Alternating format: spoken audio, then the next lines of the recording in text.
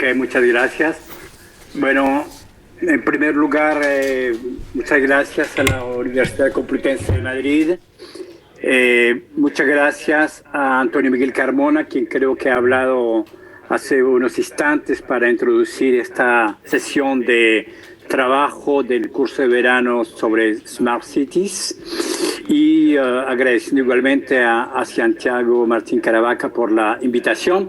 Efectivamente, mis conferencias y actividades me han llevado a que me encuentre hoy en día en Colombia.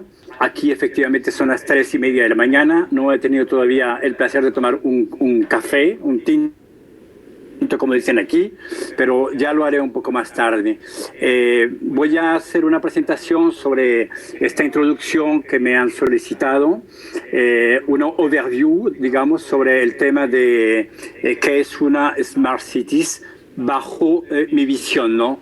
Que voy a exponer, voy a compartir mi pantalla para que tengan acceso a la presentación. Me dicen si esta os llega, ¿no? Creo que hay una pequeña diferencia entre el momento en el que yo hablo y el momento en que reciben la información. Decirme solamente si la presentación está en pantalla.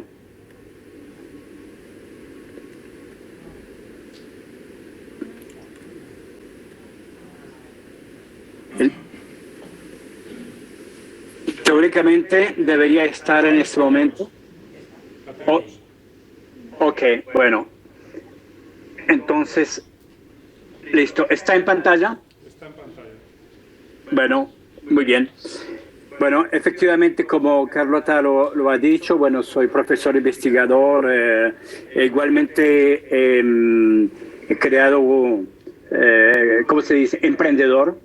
He creado una startup, varias, pero la primera con mucho éxito, que pertenece hoy ya al Grupo Mundial GDF Suez, del cual soy el consejero científico del presidente y represento al gobierno francés en el Consejo de la Formación y la Implicación Estratégica. Me perdona un poco mi español, mi castellano es un poco aproximativo a veces, ¿no? Porque vivo hace 35 años en Francia y toda mi carrera profesional la he cursado en Francia, lo que hace que a veces mis palabras técnicas son un poco con galicismos, ¿no? Entonces pido excusas si algunas veces las palabras no corresponden exactamente, pero haré lo mejor para que la presentación sea en castellano el más fluido posible. Bueno,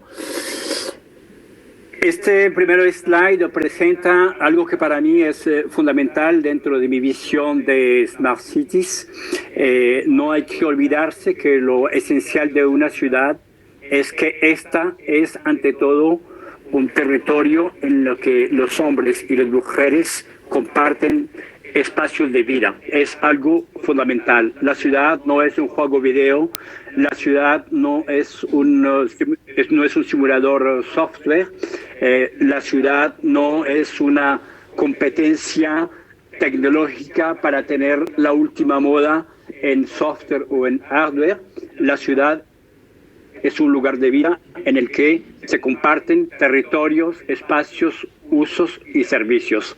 El tema Smart está a la moda, pero lo esencial ante todo es no perder de vista que todo lo que hacemos es fundamentalmente para un objetivo central y único, que cualquiera que sea el tamaño de la estructura urbana de la que hablemos, de las megalópolis, las metrópolis, los entornos urbanos, las ciudades medias, las ciudades pequeñas, aún las ciudades muy pequeñas en medio rural, lo principal es dar a los ciudadanos que habitan en ese entorno una calidad de vida que esté a la altura de lo que los humanos necesitan para satisfacer sus usos y servicios primarios, secundarios y terciarios. Cualquiera que sea el ángulo de ataque de una visión Smart Cities, lo fundamental es dar, preservar, desarrollar y profundizar la calidad de vida para todos los ciudadanos. Cuando hablamos de una ciudad, he oído efectivamente esta importante elemento. Vivimos el siglo de las ciudades, como el siglo pasado de las naciones y el antepasado de los imperios. Todos los territorios de ciudades en los que vivimos representan, para que puedan estos desarrollarse, un elemento necesario de identidad. Territorio urbano e identidad van juntos. Es muy importante tener en cuenta que una ciudad, visto como un organismo vivo que crece, que se desarrolla en entornos igualmente que cambian, por definición son sistemas de una gran complejidad.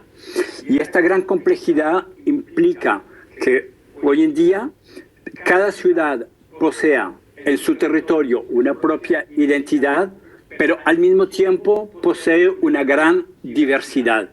Es muy importante entender que Madrid, Shanghái, París, Bogotá, Hyderabad, correspondiendo a la definición de ciudades como entornos de espacios geográficos, de encuentro de hombres y mujeres que comparten unos servicios, cada uno de los cuales conlleva una identidad que le es propia y que diferencia Madrid de París, de Bogotá, de Hyderabad, y esa identidad propia es esencial para que el ciudadano se identifique con su ciudad, para que haga parte de una dinámica ciudadana, para que el ciudadano tenga el orgullo de vivir en su ciudad y se apropie no solamente del espacio territorial, del espacio geográfico, pero igualmente se apropie del espacio político, económico y ambiental que le es propio.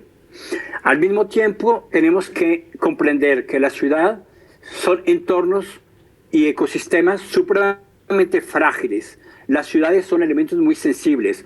Pocas cosas son necesarias para que una ciudad se transforme, para que una ciudad esté en situación de dificultad. Veremos más adelante, pero el medio ambiente, accidentes, riesgos. La ciudad tenemos que comprenderla en su aspecto más sensible. Por eso me han oído mucho hablar del concepto que desarrollo alrededor de las ciudades inteligentes como livable city, como ciudad viva. Me parece que resume de una manera fuerte esta noción de entornos humanos, de agregación de hombres y mujeres en territorios con identidad, con diversidad, con complejidad, con fragilidad. Hemos hablado del siglo XXI como el siglo de las ciudades, pero tenemos igualmente la particularidad de ir en el siglo XXI en un mundo que cambia. En esta gráfica pueden observar cómo el mundo, ya se ha dicho, se ha transformado en un mundo fuertemente urbanizado. Pero más allá de la transformación en la urbanización, tenemos que ver a nivel macroeconómico cómo no solamente la tasa de urbanización llega hoy a ser superior al 50% a nivel mundial, más del 70% puede observarse en el color verde más fuerte. En Europa, por ejemplo, en América Latina, en América del Norte, superamos 70 hasta 77% en el caso de Europa, pero observamos igualmente que casi 10% de la población mundial vive en megalópolis. Los megalópolis, este término fue acuñado hace, digamos, menos de 20 años para identificar las concentraciones urbanas de más de 12 millones de habitantes. Y hoy en día, una concentración urbana de 12 millones de habitantes es una pequeña megalópolis. Encontramos ciudades como Tokio, 35 millones de habitantes, México, Distrito Federal, Lagos, Shanghái, Pekín, la zona de Sao Paulo. Y observamos igualmente que el mundo que hemos conocido sobre un eje de dominación política y económica norte-oeste está en este momento igualmente cambiando hacia un eje este-sur. Observamos que la tasa de crecimiento de más de 3% de las megalópolis la podemos ver en ese eje este-sur. Son los indicativos rojos o rosados. Las concentraciones concentraciones urbanas de mayor crecimiento hoy en día son en este sector este-sur, que va de par con el cambio igualmente de potencias económicas, que no son solamente demográficas, sino igualmente económicas y políticas. La irrupción de lo que en otra época se llamaban países en desarrollo da lugar en día a la aparición de potencias emergentes con centros urbanos que representan polos de atracción mundial. Si transponemos, como en esta slide, una ciudad como Tokio, de 35 millones de habitantes al Reino Unido, podemos hay un ruido muy fuerte. No, no te preocupes, Carlos, ya está solucionado. Ya, porque me impide hablar. Ok. Podemos observar en esta slide, si transponemos una ciudad como el Gran Tokio al Reino Unido, vemos lo que representa frente a Londres una ciudad-mundo de 35 millones de habitantes. En este mundo que cambia es importante darnos cuenta de esa transformación política, económica, social y cultural de un mundo que cambia hacia eje este-sur para mejor situar cómo en nuestros países occidentales, aquellos que vivimos en Europa, podemos pensar o repensar nuestros modelos económicos de desarrollo de las ciudades inteligentes, que es el objeto de este seminario. Cuando observamos a la escala del planeta el círculo que está iluminado, observamos que en esta área, nada más que asiática, viven más personas, mayoritariamente en ciudades, que en el resto del mundo. Más de 3 billones de personas viven en esta área. Un país continente como India, que representa la segunda población mundial, más de 1.300.000.000, y que en pocos años será la primera potencia demográfica.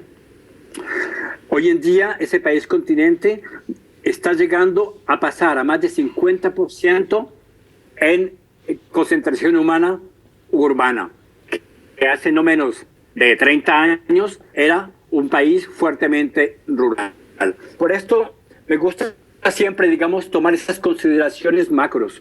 Si observamos el mundo en su desarrollo hace 50 años y sus proyecciones en los próximos 50 años, encontramos como la población mundial que va a llegar al horizonte de 2050 a casi 10 billones de habitantes, su repartición mundial, observamos nosotros en nuestro viejo continente, en nuestra vieja Europa, el arco de población de habitantes sigue siendo un arco entre 500 y 600 millones de habitantes, mientras que observamos la curva de crecimiento de Asia, que en esa misma escala estaría pasando, si observamos los últimos 100 años, de un poco más de 1 millar a un poco más de 1 billón a más de 5 billones de habitantes. La curva de crecimiento de África bastante aguda y la curva de crecimiento de América Latina. Es importante porque esto nos lleva a concebir modelos de desarrollo político, económicos y culturales que tengan en cuenta no solamente de una progresión geográfica, sino igualmente del cambio de dominación, igualmente de los cambios de modelos económicos que observamos desde ya con las economías asiáticas o con las economías de los países de América Latina, como el Brasil, por ejemplo, que corresponde a un cambio de paradigma en nuestro desarrollo. Esta animación que presento, siempre me gusta mostrarla igualmente por lo que observamos, cómo en menos de 100 años, no solamente el mundo pasó de 1 billón de habitantes en el año 1800, digamos en este periodo, a lo que es hoy más de 7 billones de habitantes, pero al mismo tiempo la mala noticia es a la derecha, la escala blanca, representa la concentración de CO2 de partes por millón. Y observamos cómo lo que fue, digamos, bastante estable desde el Holoceno, desde la última glaciación, cuando el hombre se convirtió primero cazador, luego agricultor, se descentralizó y con sus revoluciones tecnológicas conoció el mundo urbano, pues hemos pasado en menos de 100 años de 280 ppm de CO2 a más de 400, lo que se ocurrió el año pasado, que representa por la actividad humana, por la primera vez, un mundo en peligro en su entorno ambiental. El umbral de 400 partículas por materia, representado solamente por la actividad humana, como lo ha dicho ya el grupo intergubernamental de trabajo que ha ganado el Premio Nobel de la Paz en 2010 con Al Gore, es una alerta que representa la actividad humana y la concentración y su actividad urbana en particular, llevando al mundo por la primera vez a estar en dificultades, digamos, al horizonte de 50 años, no solamente de su actividad como tal, sino igualmente de su propia supervivencia, porque el mundo está en peligro esencialmente por esas actividad humana llevada de una manera bastante irracional en su crecimiento. Por esta razón, el concepto de ciudad inteligente, en mi visión, no puede observarse, no puede trabajarse, no puede volverse una realidad, no puede dar una concretización, si no se integra de una manera sistémica los desafíos para los próximos 10, 20, 30 años, que significan que los desafíos de una ciudad, cualesquiera que sea la ciudad de la que hables en el mundo, van mucho más allá de una mandatura, de un periodo electoral, por más dinámica y por más interesante que sea la gobernanza en un instante T. Los desafíos de una ciudad viva, de una ciudad inteligente, de una Smart City humana, que es la corriente, digamos, de pensamiento que represento a nivel internacional, esta visión de Smart City humana tiene por lo tanto que integrar permanentemente 5 desafíos fundamentales: sociales, económicos, culturales, ecológicos y de resiliencia. No puede observarse bajo otro ángulo que esos 5 la manera como se construye un programa de trabajo en el medio y largo tiempo, una vez más allá de una gobernanza, para poder crear una dinámica de ciudad viva. Y los ejemplos que daré representan, digamos, situaciones de trabajo sobre 10, 15, 20 años para darle a esto. Porque fundamentalmente en estos años intensos de urbanización a nivel mundial, hemos cambiado del paradigma, puesto que en los países occidentales llegamos a economías que se han terciarizado. Algunos economistas hablan economías cuaternarias, ¿no? O sea, economías esencialmente basadas en servicios. Nuestras economías occidentales se han desindustrializado fuertemente por el peso de criterios económicos de competitividad, de globalización. Y esto se siente igualmente en nuestras ciudades occidentales. Pero observamos igualmente que las infraestructuras que fueron concebidas para las ciudades hace 50 años, hoy en día están sometidas a las presiones de concebir usos y servicios que ellos mismos se han imbricado, y por lo consiguiente las infraestructuras de nuestras viejas ciudades europeas de hace 50 años tienen que transformarse para ellas mismas imbricarse para poder responder a esa complejidad, a esa visión sistémica. Si hablamos de cosas fundamentales como el trabajo, la vivienda, la salud, la movilidad, las redes de fluidos, la educación, la diversión, el paradigma ha cambiado. El hospital como lugar, por ejemplo, de cuidados, hoy en día es un hospital que se abre por igualmente la irrupción de esta imbricación, las nuevas tecnologías, los servicios a distancia, la descentralización, el hospital dentro de la ciudad, las universidades que antes eran lugares a los que íbamos y recibíamos cursos de un profesor, igualmente se han vuelto abiertas. El peso de los MOOC, de de los cursos en línea, lo que estamos haciendo en estos momentos. Estoy a 10.000 kilómetros dando un curso. Implica igualmente infraestructuras tecnológicas de usos que van mucho más allá de la estructura universitaria. La vivienda igualmente. La vivienda hoy en día se convierte por la fragilidad de nuestros recursos, ecosistemas de vivienda. Necesitamos hoy en día comprender que la vivienda, el trabajo y la movilidad están ligadas. La ciudad es un importante ecosistema que contribuye a la emisión de CO2. En la ciudad hay 3 elementos mayores que contribuyen a la emisión de CO2, que son la movilidad por autos mecánicos, las redes de fluidos de calor y frío para la calefacción urbana en los países europeos o aquellos que están sometidos a las estaciones, y los edificios de habitación o de trabajo que son bastantes emanadores de CO2.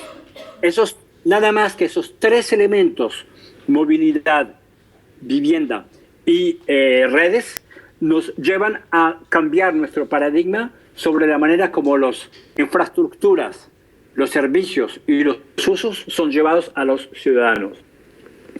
En el siglo XXI, con respecto al paradigma de la ciudad que conocemos desde la creación de los hábitats urbanos, efectivamente observamos que el peso de la tecnología juega un elemento de transformación importante.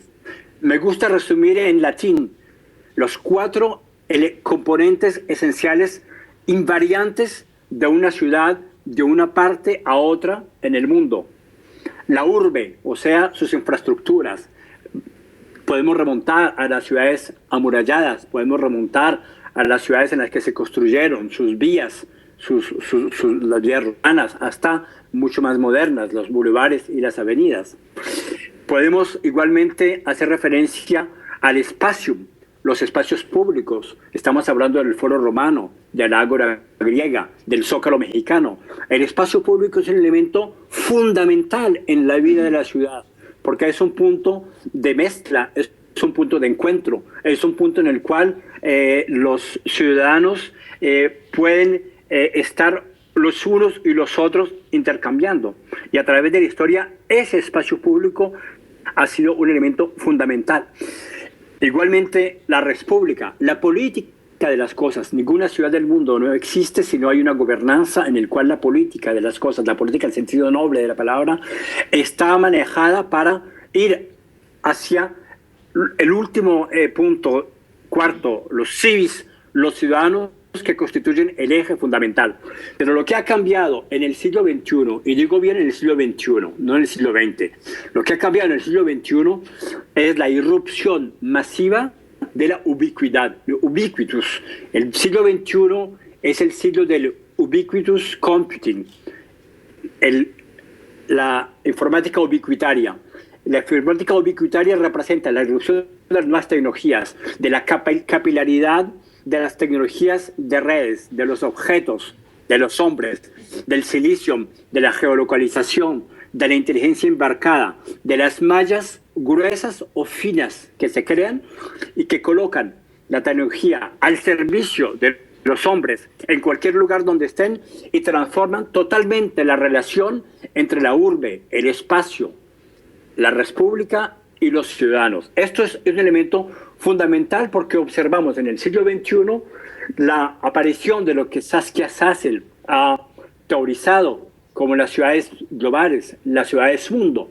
Las ciudades globales y las ciudades mundo, no solamente estamos hablando de las megalópolis de más de 12, 20, 30 millones de habitantes, estamos hablando de las ciudades que constituyen un punto de atractividad mayor, superando el punto de atractividad de un Estado-nación.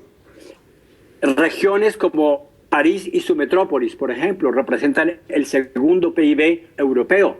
Hay ciudades como Nueva York, como Tokio, que tienen un PIB superior al de países establecidos como Bélgica, por ejemplo. Una ciudad tiene se oye un ruido muy terrible. Creo que ha sido que nos hemos movido un poco. Ok. Tenemos ciudades que tienen un radio de influencia más allá de su perímetro geográfico. En el mundo urbano, la investigación urbana que hacemos nos da, digamos, entre 100 y 120 kilómetros, el radio de influencia de una ciudad. 4/5 partes en Francia de la población vive en una quinta parte del territorio. Una ciudad como París, su radio de influencia más allá de su área metropolitana es de 120 kilómetros. Solamente hay 5% de la población francesa, por ejemplo, que no está sometida al radio de acción de una ciudad importante. Pero más allá de su radio de acción es los vínculos, lo que Saskia Sassen llama los primeros, los segundos y los terceros anillos de relaciones entre las ciudades. A menudo lo digo, París y San Francisco tienen más vínculo, más interacciones entre sus intercambios que París o Tolosa, siendo Tolosa una ciudad, digamos, que fue durante mucho tiempo del mismo color político, o París y Niza, que son desde hace mucho tiempo de color político distinto, no está ligado al por político. Entonces, ese concepto de ciudad-mundo, de ciudad global, es un concepto importante porque crea otras esferas de intercambio, de mezcla, que van rompiendo el concepto mismo de Estado-Nación. Esta gráfica, que es una gráfica de Kim.com bastante conocido, es interesante verla porque así se superpone este esquema de los data flows en las ciudades con el esquema que he presentado inicialmente de la repartición de las ciudades en el mundo y su crecimiento.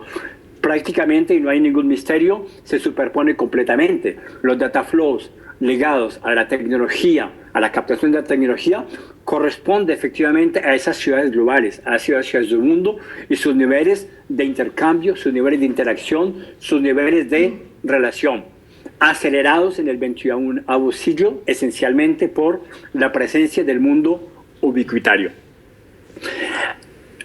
Eso, digamos, nos da un marco general de ese concepto de ciudad viva. Si entramos más en sus detalles, quisiera sensibilizar a aquellos que me escuchan a la importancia de la resiliencia como un punto fundamental y central en la concepción de una ciudad a la cual le queremos aportar una cierta inteligencia cuando queremos igualmente que esta sea una ciudad viva, cuando queremos que esta sea al servicio de sus habitantes. La ciudad viva igualmente es en su definición de ciudad como organismo vivo. Todo organismo vivo, como el cuerpo humano, está sometido a dos vectores fundamentales. Cualquier sistema complejo vivo obedece de una parte a lo que llamamos las necesidades, en el caso de la ciudad son sus usos y servicios, y todo organismo vivo al mismo tiempo está sometido a un segundo vector que puede transformarla completamente, independientemente del primero, que es el azar, el alea. El alea que representa en el mundo urbano su fragilidad. Todo puede cambiar en cualquier momento, y es lo que conlleva la dificultad de concebir la ciudad como un organismo estático, planificado, globalizante, centralizador, vertical. La fragilidad de la ciudad es importante integrarlo en la propia concepción de la resiliencia como política de desarrollo socioeconómico y cultural. Cuando observamos una foto como esta de Río de Janeiro, que es una foto finalmente muy corriente, en el cual en la playa de Copacabana, lo hemos visto hace poco con el Mundial de Fútbol, en una banda de apenas 2 kilómetros de largo y apenas 4 kilómetros de ancho, 5 millones de personas se congregan, en este caso para la fiesta de Nuevo Año, en otros casos para el Carnaval, en otros casos para el Mundial de Fútbol. Si reflexionamos a lo que representa esta foto en su cadena sistémica, cómo llega la gente hasta este lugar, desde dónde viene, dónde se aloja, dónde come, lo que puede representar en cualquier momento una situación de peligro, la salud, etcétera, etcétera. Estas fotos son un poco, digamos, caricaturales, pero son fotos reales. La aparición de una clase media en los países que se han llamado antes emergentes, significa un cambio de paradigma. Esta foto en China representa esa clase media que ahora tiene una capacidad adquisitiva y que conoce una semana de vacaciones o 10 días y que entonces quiere identificarse a los modelos urbanos que yo llamo occidentales, yo los llamo el miroir flou, en castellano se dice el espejo deformado. O sea que aparecen concentraciones urbanas en los países emergentes con capacidad adquisitiva y que quieren vivir como en un occidente que está igualmente sometido a un paradigma que ya no funciona más, ¿no? Entonces las vacaciones se convierten en ir a la playa con gente que no sabe nadar y que se encuentran, en esta foto representa más de 40.000 personas que han llegado allí simplemente para estar en una playa y poder decir que estuvieron en vacaciones en esto, ¿no? Pero cualquier persona que ha ido a Shanghai, cuando hay el nuevo año, por ejemplo, o el año lunar, sabe lo que representa en Shanghai 1.000.000 de personas, 2, 3 millones que se van a desplazar y todo en menos de 48 horas. La ciudad es un lugar igualmente de tensiones permanentes, de tensiones sociales, que a veces se expresan mucho más, mucho menos, mucho más violentamente, igualmente.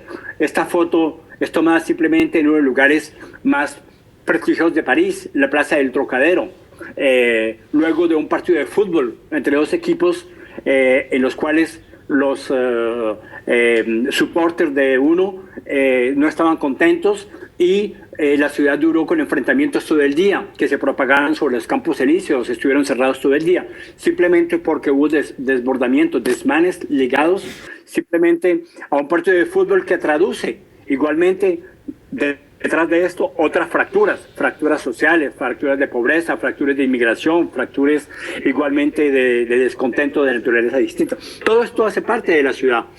Este gráfico de la movilidad o de la inmovilidad me parece interesante porque representa conceptos, digamos, de los crecimientos. A la derecha, este es uno de los trancones más importantes que ha habido en el mundo. Este trancón se produjo en Pekín, entre la salida en la autopista que va de Pekín hasta Ulan Bator, al norte, yendo hacia Mongolia. Este trancón de 150 kilómetros duró 10 días. 10 días en el momento en que los autos salieron del trancón. Se creó todo un ecosistema de vida, y de economía, de vida al negro, porque durante 10 días las personas coexistieron. Y es interesante observar el origen de este trancón, porque obedece a autopistas que fueron concebidas. ¿Hay un ruido? ¿Aló? Sí, te ¿Aló? escuchamos, Carlos. Es que hay un ruido fuerte que llega a veces, ¿no? Y me impide hablar. Este trancón que se observa a la derecha, su origen es triple. De una parte, autopistas que fueron concebidas para 30.000 autos hace, digamos, 20 años, y que hoy en día no pueden acoger el poder adquisitivo de la clase media, que no solamente, como decía antes, iban a vacaciones, pero ahora compran un apartamento y además todos tienen un auto, siendo familias de 2 o 3 personas. Y en segundo lugar, está ligado a la presión económica sobre la China para preservar el medio ambiente, pidiéndoles o exigiéndoles cerrar cierto número de centrales de carbón bastante que polucionan bastante el medio ambiente. Y tercero, ligado a la presión social de la clase media china, que hoy contesta hoy en día las políticas ambientales por la problemática de la calidad del aire. Entonces, el Estado chino cerrando una serie de centrales de carbón cerca de Pekín, los industriales van a buscar el carbón necesario para la productividad y la competitividad china en Mongolia, en Ulan Bator, donde hay una serie de carbón. Los camiones que van y vienen aumentan el flujo de vehículos, sumado al flujo de vehículos particular, produce esquemas de trancones como estos, que son no todos los días de 150 kilómetros, pero que son el eje de la vida de las grandes ciudades chinas. A la izquierda es una megalópolis importante a nivel mundial, Lagos, capital de Nigeria, prácticamente hoy primera potencia económica del África, superando a África del Sur por sus importantes recursos. Este esquema de la izquierda no es simplemente un trancón, es un lugar de vida. Los nigerianos en Lagos llaman esto go slow, ir lentamente, nada más. Si observan detenidamente esta foto, pueden observar todos los ecosistemas económicos de vida que están allí. La gente se desplaza, sabe que se desplaza en autos, algunos están en bicicleta o de moto, están las ventas en la calle y esto. ¿Qué ha significado esto en países como Lagos, en ciudades como Lagos, que he estudiado bastante? Un país como Nigeria me interesa por su capacidad de crecimiento y económico. La construcción de Lagos ha sido una construcción caótica. Prácticamente salió de entornos de aldeas, de pueblos, a convertirse en una megalópolis. Y hoy en día no se sabe muy bien si hay 15 o 20 o 30 millones de habitantes. Saben que Nigeria, al horizonte de 10 años, será la quinta potencia demográfica, 400 millones de habitantes. Y el paso brutal de la aldea a la megalópolis ha dado, por la presencia de las nuevas tecnologías, de la educación, por la diáspora de Nigeria, que es un país anglófono, hacia las grandes universidades inglesas y americanas, ha dado lugar al regreso de una élite que maneja las nuevas tecnologías, y hoy en día Lagos y Nigeria son los territorios africanos más cubiertos en tecnología de comunicación, 3G, 4G, 4G+, probablemente 5G, y en el cual los startups de Nigeria, en particular de la Lagos Valley, son las más avanzadas en todo lo que es tecnología de comercio electrónico, NFC, radiofrecuencia sin contacto, etcétera, produciendo hoy en día usos y servicios hasta de muy alto nivel. Prácticamente es una de las ciudades y países más avanzados en la utilización de las tecnologías móviles para acceso a educación, comercio electrónico y servicios. Entonces, es interesante ver ese contraste entre la movilidad, la inmovilidad en ecosistemas. Y he hablado de la calidad del aire como elemento central hoy en día en los ámbitos urbanos. He hablado de lo que representa esto en China, en particular aquellos que vamos a China, que frecuentamos el continente asiático. Sabemos la importancia vital que esto representa en las grandes ciudades y lo que representa en tensiones sociales y en ecosistemas sociales como primera causa de desestabilización del régimen político. Cuando vamos a India, la quinta causa de mortalidad de India, una potencia demográfica y económica, es la calidad del aire igualmente. Ciudades como París, la foto que veis acá, esta foto fue tomada hace algunos meses. Hoy, hablando de hoy, por ejemplo, en París, el transporte es gratuito por los picos de polución que se producen. En fin, dándole la vuelta al mundo entero, en New York, San Francisco, observamos cómo la polución del aire representa un elemento central en la calidad de vida de los ciudadanos y en los ecosistemas de los ciudadanos. Y la inteligencia urbana tiene que tomar en cuenta ese elemento esencial, que no puede tratarse de otra manera si no es sistémica, por lo que he hablado. La movilidad, los edificios y las redes de calor contribuyen fuertemente a cambiar la calidad del aire y a convertirla en un peligro para nosotros los ciudadanos. San Francisco, que es una ciudad que conozco con más calidad de vida en términos ecológicos, 25% de la polución del área de la bahía de San Francisco procede de los vientos ascendentes y los corrientes jets que de Asia traen las nubes de polución que están estacionadas por encima de las grandes metrópolis y de las grandes concentraciones urbanas, y por las lluvias y la sedimentación caen en el área de San Francisco, primer punto de encuentro entre Asia y América. Ese dato es interesante. 25% de la población del área metropolitana de San Francisco proviene de la polución de Asia y en particular de la China. El abastecimiento energético en nuestras ciudades es un elemento mayor. Esta foto simplemente es tomada en Francia, en Bretaña, en Rennes. Tenemos áreas urbanas muy frágiles porque corresponden a paradigmas como los autos, como las avenidas, como los bulevares, como ciertos edificios, a paradigmas urbanos de los años 50, de los años 60, de los años 70. Estamos hablando de paradigmas urbanos y de abastecimiento energético de hace 50 años, con un mundo que ha sido totalmente transformado en sus usos, servicios y utilizaciones. Tenemos en Francia dos zonas importantes, la región del sur de Francia y del oeste de Francia, con solamente dos transformadores de alta tensión que irrigan las ciudades más importantes de la Costa Azul o de la Bretaña, lo que hace que en el invierno, por el cambio climático, siendo los inviernos cada vez más rudos, con incidentes no más frecuentes, pero mucho más fuertes, de nieve y de frío, entonces hacen que salten esos puntos de abastecimiento energético de alta tensión y tenemos ciudades, poblaciones que se quedan 3 días, 4 días, una semana en Francia sin energía por el paradigma de una parte de la transformación urbana, de la vida que ha cambiado, del abastecimiento que se quedó en su organización de hace 50 años y el cambio climático que es una realidad y que crea nuevas situaciones de emergencia y de crisis.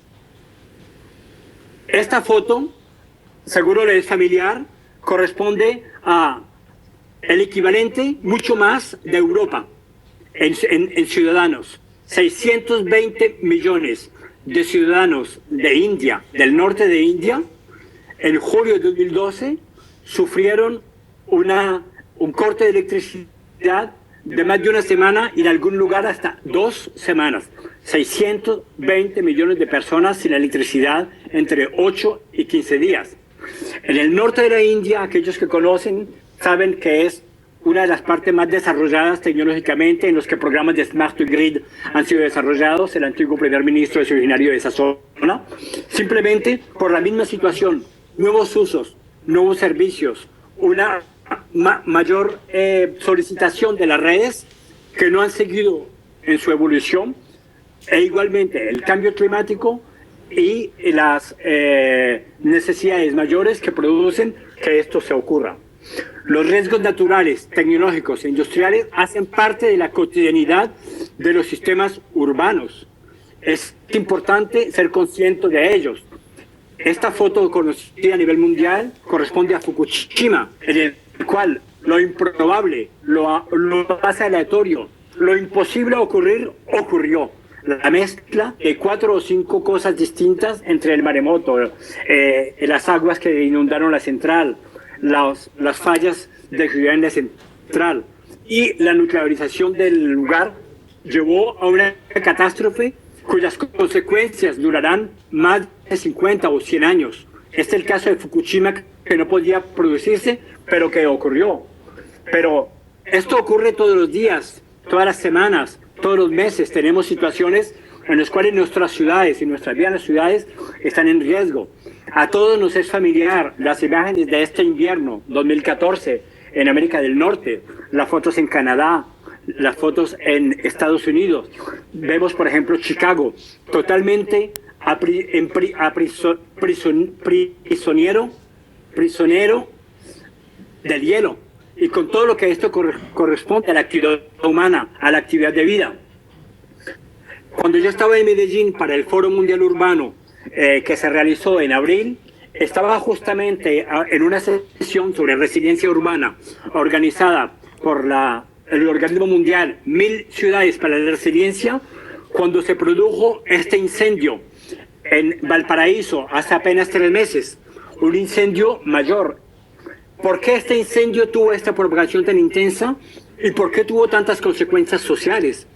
Porque Valparaíso es un puerto rico, es un puerto con una clase media y una clase alta que tiene una calidad importante, pero es una ciudad con una clase pobre, igualmente salida de una fractura social muy amplia. Y esta clase pobre ha sido excentrada de la ciudad, ha ido a vivirse en las zonas del bosque, han construido casas de fortuna en madera en el bosque. Y cuando el incendio se produjo en el bosque de Valparaíso, las llamas se propagaron muy rápidamente, tomando como punto de propagación todas esas casas de los tugurios, de aquellos habitantes de Valparaíso que vivían en el bosque y en la zona linderas con el bosque, lo que produjo en menos de 48 horas 150.000 personas damnificadas. La intervención del ejército para poder traer la calma en este lugar. Y ustedes saben lo que representa en Chile y en Valparaíso el ejército chileno en 2014, después de los recuerdos aciagos de los años 80, lo que implicó todo un trabajo psicológico, sociológico hacia la población para poder generar un clima de confianza en la crisis para poder sobrellevarla. Es interesante este fenómeno tal como se produjo. Esta foto es de hace un mes en Teherán, cuando una tempestad de arena inundó totalmente la ciudad, en el contexto en que conocemos de una gran ciudad metrópolis mundial como Teherán. Igualmente, la seguridad ciudadana. Y cómo la seguridad ciudadana igualmente representa un aspecto sociocultural en función del entorno en el cual los ciudadanos se encuentren. Yo doy a menudo este ejemplo.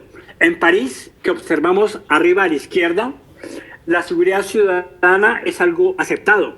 El proyecto que hemos llamado en París de 1000 cámaras de vigilancia ciudadana es un proyecto que ha sido aceptado socialmente, pero que hace parte de un entorno de transformación de la ciudad de París como ciudad de vida.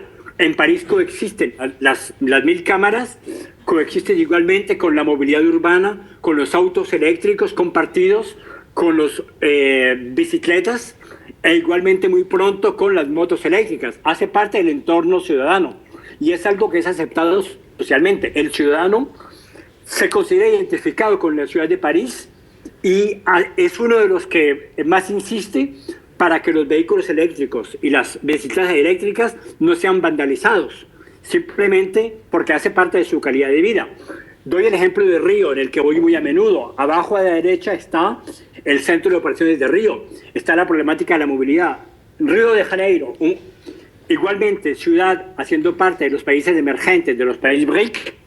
Cuando voy a Río y que hablo con los amigos de la alcaldía de Río para impulsar los autos eléctricos compartidos, para impulsar la multimodalidad compartida, hay un problema sociocultural de identificación del ciudadano con su entorno social, porque me dicen, Carlos, en Río de Janeiro, en Brasil, esta clase media hace 20 años era clase pobre, hoy en día tiene capacidad adquisitiva y socialmente la capacidad adquisitiva se refleja por tener una casa y un carro. Entonces, decirle al ciudadano que comparta su carro no le interesa, porque el ciudadano lo que quiere es mostrar un carro delante de su casa grande y bonito, porque es un símbolo de ascensión social. Entonces, cuando le vamos a proponer compartir el carro, dice, no, yo lo que quiero es que me coloque cámaras y policías para que protejan mi carro, para que no lo rayen y para que no me lo roben. Es interesante con respecto al nivel de aceptabilidad social en un entorno económico, político y cultural dado. Lo que es cierto en París, en términos de movilidad, el parisino casi no tiene auto, porque tiene un sistema de multimodalidad bastante amplio. Acepta calles a 20 kilómetros por hora y tiene un sistema de transporte público y compartido bastante alto. El paradigma de la ciudad compartida hace parte ya de su visión sociocultural. En los países emergentes, esta noción de ciudad compartida, de lugares compartidos, de propiedad compartida, de trascender el objeto para que el objeto se diluya con respecto a su función. Lo que me interesa es la movilidad, no tener un objeto vehículo, y la movilidad por tenerlo por un metro, por un tren, por una bicicleta, por una moto, caminando, lo que hace que el objeto mismo de pertenecimiento ya no me interesa. Ese modelo es en ciertas ciudades, como Río, por ejemplo, más difícilmente, porque como se ven arriba a la derecha, lo que queremos es controlar mi carro y saber dónde está mi carro. Igualmente, la viabilidad económica de una ciudad es importante, porque todos los proyectos que se quieran hacer de autos compartidos, por ejemplo, implican inversiones fuertes en economías, hablo por lo menos de las economías occidentales que están en crisis. Para que en París se construyera el auto compartido, la bicicleta compartida, hubo que crear modelos económicos bastante innovadores por fuera de los mercados públicos tradicionales y por fuera de las licitaciones tradicionales. No se podía hacer una licitación de compra y venta, o sea, de que la ciudad pida a alguien que le venda los autos para que los maneje. El esquema económico de Ciudad Inteligente de París con el auto compartido es interesante porque la ciudad de París no pagó dinero para tener los autos compartidos, las bicicletas compartidas. La ciudad de París hizo un trueque entre el espacio público y la función de movilidad con otros modelos económicos, la publicidad y el marketing, que permitió que los autos y las bicicletas llegaran teniendo acceso a publicidad y a otros servicios que fueron creados y que rentabilizan el sistema económico. No podría terminar este overview de usos y servicios sin hablar de la gobernanza, como lo he dicho anteriormente. Ninguna ciudad puede tener un proyecto de inteligencia si tiene finalmente su horizonte en su mandatura de 4 o 5 años. Un proyecto de inteligencia urbana es un proyecto de 1 o 2 generaciones, en el cual tiene que haber una continuidad en elementos mayores. Y por esto la gobernanza de la ciudad, la democracia en la ciudad, la aceptación social, la implicación del ciudadano, la democracia participativa, la democracia abierta, la presión ciudadana igualmente son indispensables para que esta noción de inteligencia urbana pueda convertirse en una realidad que vaya mucho más allá del efecto de anuncio, del efecto de marketing o el efecto de vitrina.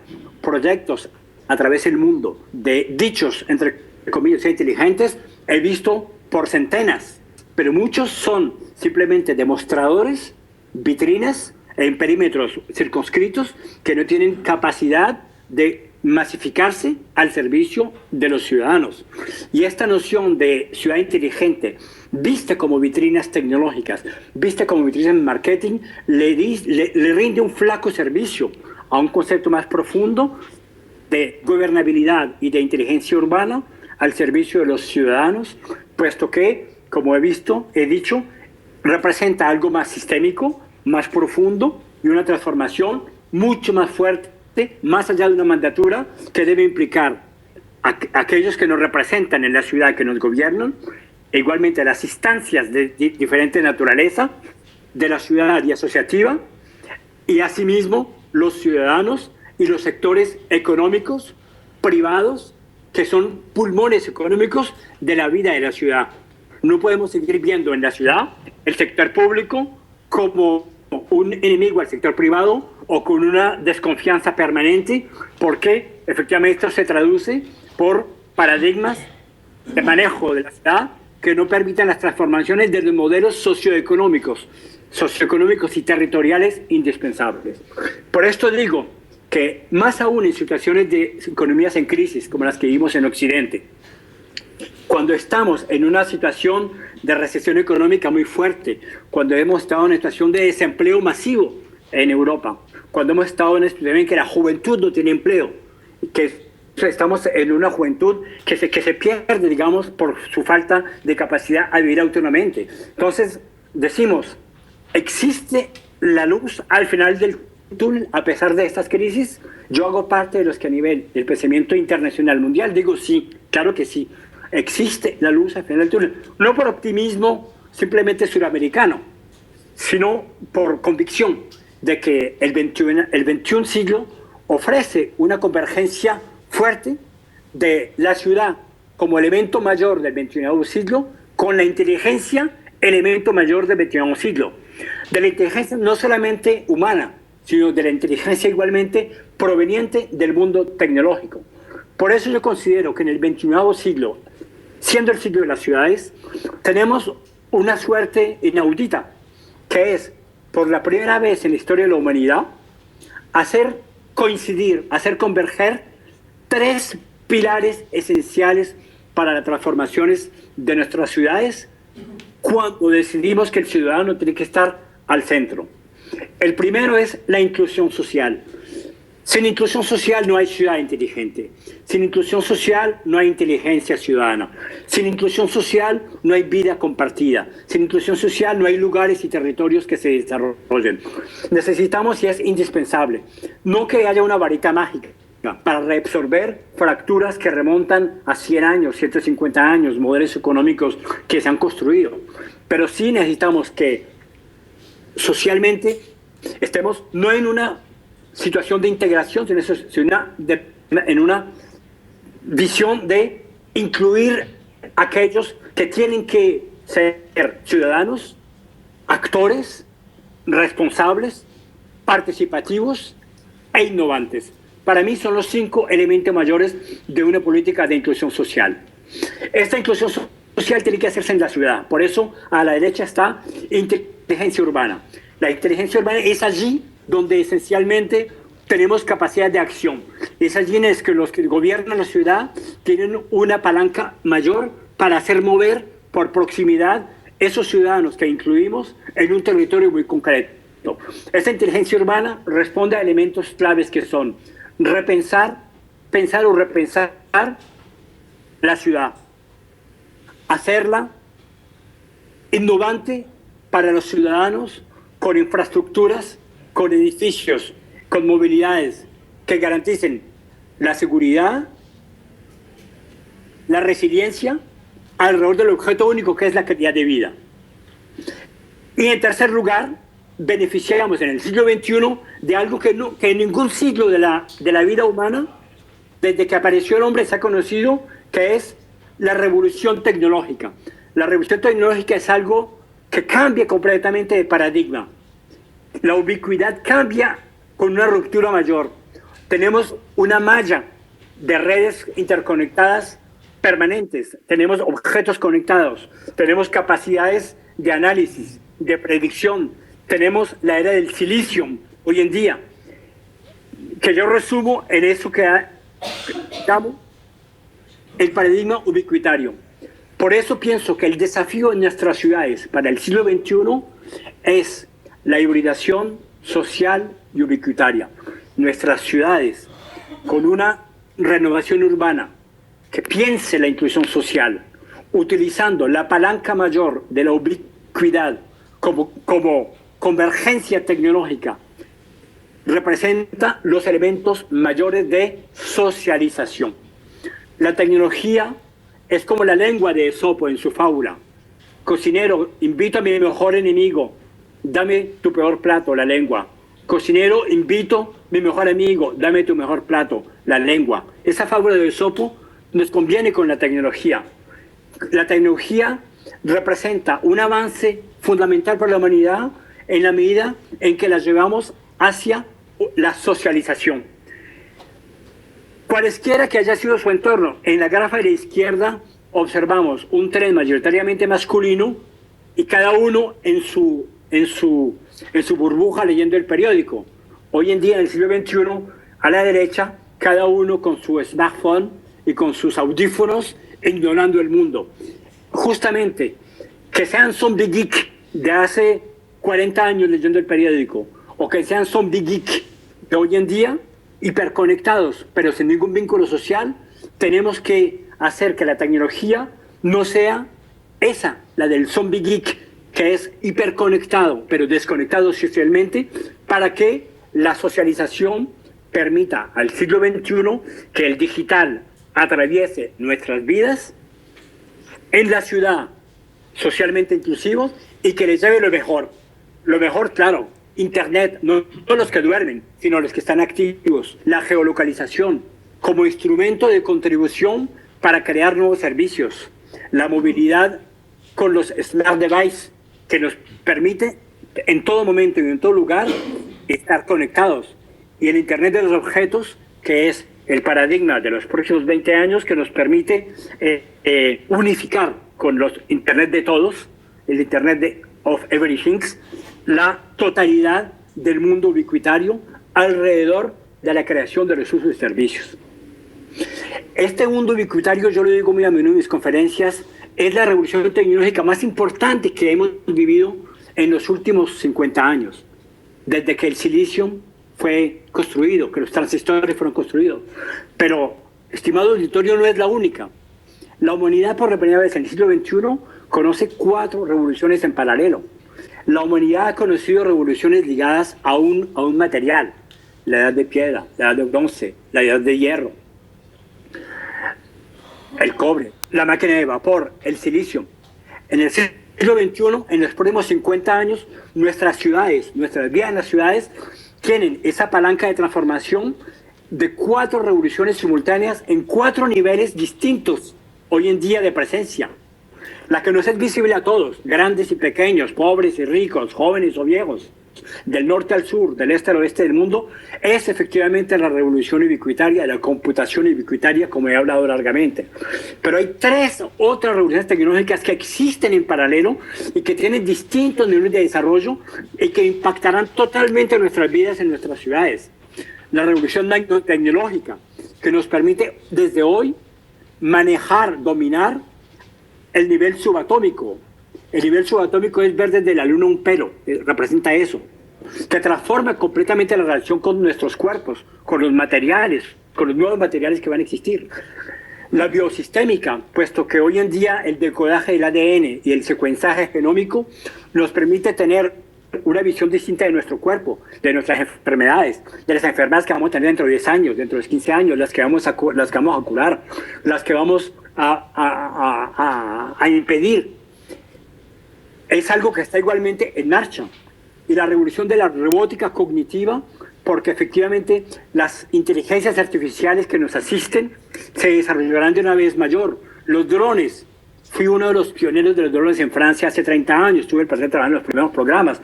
Hoy en día es algo que todo el mundo posee. Es muy fácil comprar un dron simplemente para divertirse y utilizarlo para fotografiar. Es algo que ya hace parte de la vida de nuestros días. Igualmente la robótica cognitiva, los vehículos que van a funcionar solos, no es ciencia ficción. Google produce hoy en línea los autos que tienen su propia, no necesitan conductor. Entonces, es importante tener en cuenta que esas 4 revoluciones tecnológicas, unidos a la innovación social, a la inclusión social y a la renovación urbana, nos permiten por la primera vez en muchos años, a aquellos que nos interesamos de la vida de la ciudad, tener una visión transversal de la innovación urbana. Esta gráfica representa a la izquierda la transformación de 20 años a la izquierda de una ciudad como Medellín. Si me devuelvo a la derecha, a la izquierda se ve lo que eran militares en una ciudad totalmente tomada por el imperio de los narcotraficantes y de la droga. Hoy en día, esa misma ciudad ha sido totalmente transformada, llevando tecnología, llevando inclusión social, llevando revolución urbana, y esta foto es el mismo lugar. La foto donde están los militares era el lugar donde había más muertos por año en el mundo.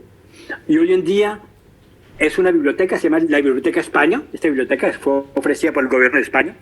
Y todo el conjunto, el metrocable, las universidades, las incubadoras de empresas, las escuelas para los niños, los sitios de formación para las mujeres, los centros médicos comunitarios, en fin, han transformado en 20 años una ciudad que era la más violenta para convertirse hoy, 20 años después, en una de las ciudades más innovadoras del mundo.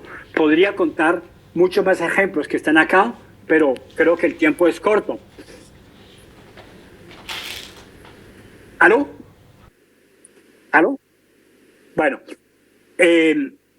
hace unas pocas semanas tuvo lugar en Singapur la World City Summit, que es cada año el premio Lee Kuan Yew para las ciudades del mundo que se destacan en innovación urbana. Y es interesante observar ciudades como Jiangsu en China, una ciudad puerto, una ciudad con un fuerte patrimonio cultural, con un fuerte patrimonio a nivel de sus construcciones, con una fuerte, con muchas influencias de la modernidad. Obtuvo el premio, al igual que la ciudad de Medellín, de la que he hablado hace poco, por el conjunto de su innovación social. Una ciudad que conozco bien como Yokohama, igualmente, ciudad-puerto, una ciudad como Yokohama que tiene la herencia japonesa de la guerra, una ciudad-puerto, que tiene la herencia de Fukushima, igualmente. 80% de la población de Yokohama está participando activamente en una asociación implicada en la vida de la ciudad. Es una de las ciudades del mundo de democracia participativa más importante, con una gobernancia que le ha dado una gran estabilidad a pesar de los cambios de sus mandaturas y que ha construido igualmente riqueza económica, social, cultural, y que ha invertido masivamente, como Medellín y como Jiangsu, en la formación. Todas aquellas ciudades que han invertido masivamente en la formación durante 10, 15, 20, 30 años, inevitablemente transforman la ciudad con nuevas generaciones. Terminando unos ejemplos, San Francisco es una ciudad que hoy en día ha hecho 80% de su programa reciclaje total. Al 2020 están llegando al 100%. He hablado de París, hibridación, patrimonio e identidad. He hablado de la resiliencia. Estuve en Vietnam cuando hubo el tifón Yolanda. Estuve muy impresionado de ver cómo en tiempo real una plataforma colaborativa pudo manejar todos los sistemas de paso del tifón y de los daños que se hacían, el reporte y cómo se manejaba en tiempo real la asistencia a los damnificados, las plataformas urbanas de movilidad, de biotranquilidad, de iluminación pública, de patrimonio público, de red de calor y frío, como en ciudades como Barcelona, como estas. Y quisiera terminar simplemente diciendo que las plataformas de servicios me parece que es la dinámica de creatividad y de apertura de usos y servicios solidamente inclusives las más avanzadas. Y todas las ciudades que he visto que tienen un gran éxito son ciudades que han construido unas plataformas de servicios abiertas, creativas, socialmente abiertas, con este paradigma que Saskia Sassen nos habla. Las ciudades hoy en día son las que pueden hackear la tecnología. Cuando la ciudad hackea la tecnología, entonces no es una plataforma tecnológica tecnocéntrica, sino una ciudad ciudadanamente céntrica que se convierte ella misma en plataforma. Por eso termino siempre mis conferencias diciendo que lo que necesitamos son que las ciudades sean ciudades plataformas, porque si una ciudad se convierte en plataforma, puede manejar de manera abierta los entornos sociológicos, económicos, cultural, ecológico y de resiliencia. Bueno, esto era lo esencial. Es un poco difícil la distancia porque no puedo manejar el tiempo ni el regreso del auditorio. Me excuso si he tomado más tiempo del previsto, pero he hecho un esfuerzo para estar presente con vosotros a 10.000 kilómetros de distancia, transmitiendo mi visión y mi compromiso a nivel internacional en este concepto de ciudad inteligente, visto como la ciudad inteligente humana, como la ciudad viva, como la Living City. Gracias.